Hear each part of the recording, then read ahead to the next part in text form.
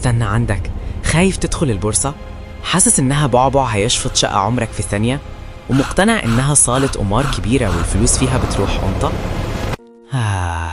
خد نفس عميق. البورصة مش وحش، البورصة لعبة، لو فهمت قواعدها هتعرف إنها أضمن من شيل الفلوس تحت البلاطة.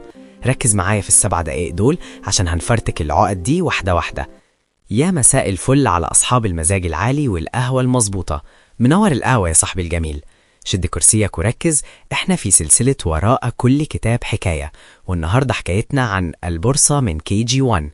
بص يا سيدي، تخيل ان صاحبك أحمد فاتح مطعم برجر مكسر الدنيا، الطعم خيال والزحمة واصلة لآخر الشارع، وأحمد بقى ترند. أحمد فكر وقال أنا ليه يبقى عندي فرع واحد؟ أنا عايز أفتح 10 فروع في كل محافظات مصر. بس لما حسب التكاليف لقى إنه محتاج 1,000,000 جنيه كاش عشان يبدأ، وهو كل اللي حيله 100,000. أحمد ما عندوش 1,000,000 ومش عايز يروح يستلف من البنك ويدفع فوايد تقطم ظهره، فعمل إيه؟ قال أنا هقسم 1,000,000 جنيه دول ل100,000 حتة صغيرة، وكل حتة هسميها سهم، وقيمة السهم الواحد 10 جنيه بس. جه قعد معاك وقال لك يا صاحبي، بدل ما انت شايل فلوسك في البيت، ايه رأيك تشتري مني 1000 سهم ب10,000 جنيه وتبقى شريك معايا رسمي في المطعم وفروعه الجديدة؟ انت وافقت واديت له 10,000 وخدت ورقة بتثبت انك تملك عدد الأسهم ده. انت دلوقتي اسمك مساهم، يعني شريك في المطعم، في كراسيه، في البوتاجازات، وحتى في البرجر اللي بيتباع. عدت سنة والمطعم كسب أرباح خيالية.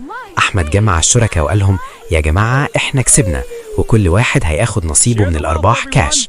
الحركة دي في البورصة اسمها توزيعات أرباح، يعني وانت حاطط رجل على رجل فلوسك بتجيب فلوس.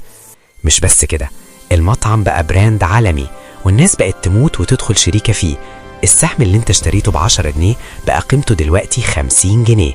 لو حبيت تبيعه في أي لحظة هتبيع ب50 وتاخد 40 جنيه مكسب في السهم الواحد وانت باشا. بس الأمانة تقتضي أقولك، لو المطعم أداؤه وحش أو الشيف حرق الأكل والناس بطلت تيجي، المطعم هيخسر وقيمة سهمك ممكن تنزل ل5 جنيه. دي مخاطرة الشراكة يا صاحبي، مكسب وخسارة. طب أحمد ده صاحبك، والشركات الكبيرة اللي في البلد دي نجيبها منين؟ هنا بقى يجي دور البورصة. هي المول أو السوق الكبير اللي كل الشركات الناجحة بتروح فيه عشان تبيع أسهمها للناس. البورصة مش سداح مداح، دي سوق محكومة بقوانين ورقابة شديدة عشان تضمن إن مفيش حد ينصب عليك، وإن أرقام الشركات دي حقيقية مش فوتوشوب. أنت بتشتري وأنت مطمن إن حقك متسجل. في البورصة أنت شريك في كل حاجة بتتخيلها، شريك في البنك اللي الناس بتحط فيه فلوسها، شريك في شركة الموبايلات اللي في جيبك، شريك في المصنع اللي بيبني بيتك. أنت حرفيا بتمتلك حتة من اقتصاد بلدك.